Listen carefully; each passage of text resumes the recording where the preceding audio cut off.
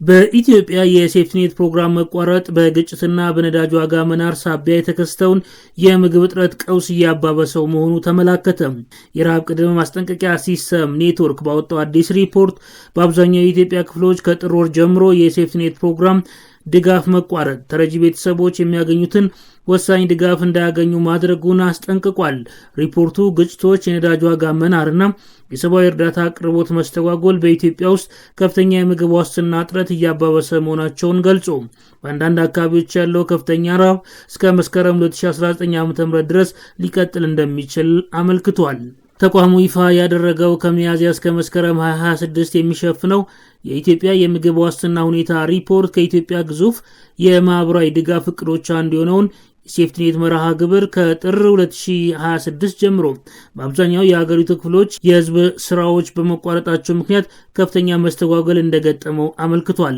ከጥር እስከ ሰኔ ወር ድረስ የሚከናወነው የሴፍቲኔት መርሃ ግብር ዘንድሮ በመደበኛ ሁኔታ ይከናወናል ተብሎ ቢጠበቅም ከጥቂት ወረዳዎች በስተቀር በመላ ሀገሪቱ እንዲቆም ተደርጓል ተብሏል። ፌውስኔት ለዚህ መስተጓጎል ምክንያት ነው ያለው በመርሃ ግብሩ ላይ እየተደረገ ያለውን ዳግም የማስጀመሪያ ሂደት ሲሆን ይህም ቢያንስ እስከ ሰኔ አጋማሽ ድረስ ለተረጂ የሚሰጠውን ድጋፍ ባልተጠበቀ ሁኔታ እንዲዘገይ ማድረጉን ገልጿል።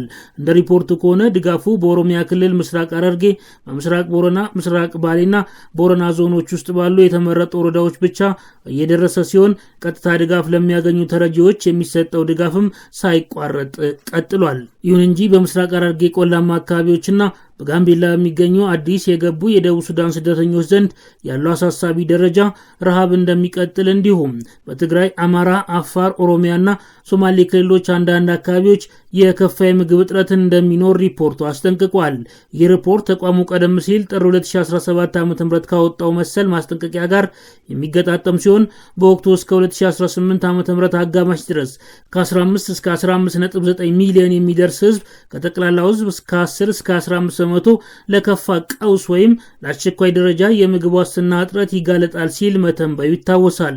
በተጨማሪም ኢትዮጵያ በዓለም አቀፍ ደረጃ ክትትል ከሚደረግባቸው ሀገራት መካከል ከ10 በመቶ በላይ የሚሆነውን የምግብ እርዳታ ፈላጊ ቁጥር እንደምትይዝ አክሎ ተንብዮአል።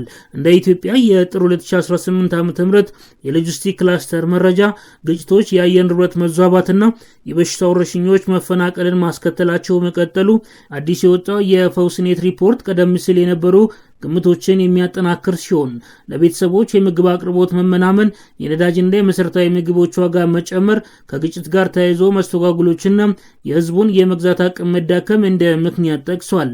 በተለይም በመካከለኛው ምስራቅ ካለው ውጥረት ጋር ተያይዞ የተከሰተው የነዳጅ እጥረት የትራንስፖርት፣ የገበያና የኑሮ ሁኔታዎችን እያናጋ ይገኛል ብሏል። እንደ ሪፖርቱ ገለጻ ከመጋቢት 1 እስከ መጋቢት 23 ቀን ባለው ጊዜ ውስጥ የናፍጣ ዋጋ በ26 በመቶ መጨመሩ በመላ ሀገሪቱ የትራንስፖርትና የዱቄት ፋብሪካዎች ወጪ በከፍተኛ ሁኔታ እንዲንር አድርጓል። በሶዶ ገበያ የበቆሎ ዋጋ በሚያዝያ መጀመሪያዎቹ 2 ሳምንታት ውስጥ በ37 በመቶ የጨመረ ሲሆን ይህም ካለፉት 5 ዓመታት አማካይ ዋጋ ጋር ሲነጻጸር የ128 በመቶ ብልጫ አለው ሲል ገልጿል። በአብዛኛው የሀገሪቱ ክፍሎች ከጥር ወር ጀምሮ የሴፍቲኔት መርሃ ግብር ድጋፍ መቋረጡ ተጋላጭ የሆኑ አባወራዎች ምርት በማይገኝበት ወቅት ያለ ወሳኝ ድጋፍ እንዲቀሩ ማድረጉን ፌውስኔት አስጠንቅቋል። በጋምቤላ ክልል ከየካቲት ወር ወዲህ ወደ 80 ሺህ የሚጠጉ ስደተኞች ከደቡብ ሱዳን ወደ ኢትዮጵያ የገቡ ሲሆን ይህም እንደ አውሮፓውያን አቆጣጠር በ2025 መገባደጃ ላይ ከገቡት 30 ሺህ ስደተኞች ጋር ተደምሮ አጠቃላይ ቁጥሩ 110 ሺህ አድርሶታል ተብሏል። ይሁን እንጂ ከነዚህ 110 ሺህ የደቡብ ሱዳን ስደተኞች መካከል አንዳቸውም ኢትዮጵያ ሲደርሱ እንደ ስደተኛ መመዝገብ ባለመቻላቸው ሰብአዊ እርዳታ ማግኘት አልቻሉም ሲል ሪፖርቱ አመልክቷል። ብሉዋ ኩንዶክና ቶርሞሮክ የስደተኞች ካምፖች ውስጥ አሳሳቢ ደረጃ ወይም ፌዝ 4 ያለው የምግብ ዋስትና እጥረት የቀጠለ ሲሆን ብዙዎቹ ስደተኞች ለረጅም ጊዜ ለምግብ እጥረትና ለተደጋጋሚ መፈናቀል ከተጋለጡ በኋላ በጣም አነስተኛ ንብረት ይዘው መድረሳቸውን ሪፖርቱ ገልጿል። አክሎም አዲስ የገቡ ስደተኞች ከፍተኛ የምግብ ፍጆታ ክፍተትና አሳሳቢ የሆነ የተመጣጠነ ምግብ እጥረት እየገጠማቸው መሆኑንም አስጠንቅቋል። ኢትዮጵያ ጋምቤላ ክልል የሚገኙ ስደተኞች ካምፖች ከፍተኛ ዓለም አቀፍ የእርዳታ ቅነሳ ተከትሎ እየተባባሰ የመጣው ሰብአዊ ቀውስ ውስጥ ይገኛሉ ተብሏል። በአማራ ክልል በፋኖ ኃይሎችና በኢትዮጵያ መከላከያ ሰራዊት መካከል በሚከሰቱ ጦርነቶች ምክንያት ያለው የጸጥታ ችግር በየጊዜው እየተባባሰ መቀጠሉ ገበያዎች፣ ትራንስፖርትና የኑሮ ሁኔታዎች እያስተጓጎሉ ይገኛሉ ብሏል። በትግራይ ክልልም በመከላከያ ሰራዊትና በህዝባዊ ወያኔ ሓርነት ትግራይ መካከል ያለው ውጥረት መቀጠሉን የጠቀሰው ሪፖርቱ የነዳጅ እጥረት፣ የምግብ ዋጋ መጨመርና በቂ ጥሬ ገንዘብ አቅርቦት አለመኖር የአባወራዎችን የመግዛት አቅም ማዳከም መቀጠሉን አመላክቷል።